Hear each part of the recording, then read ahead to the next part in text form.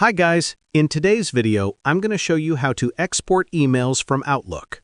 This is really useful if you want to back up your messages or transfer them to another computer or email account. First, open Microsoft Outlook on your computer.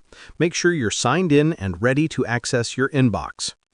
Next, go to the File tab located at the top left corner of the Outlook window. From the File menu, select Open and Export, and then click on Import Export. A new window will pop up called the Import and Export Wizard.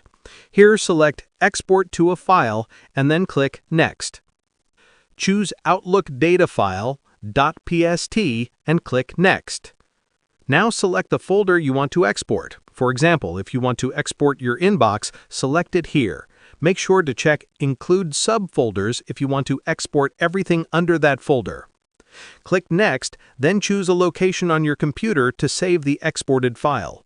You can also give the file a name that you'll remember.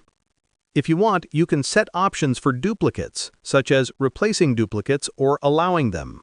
After that, click Finish. You'll be prompted to enter a password for your exported PST file. This step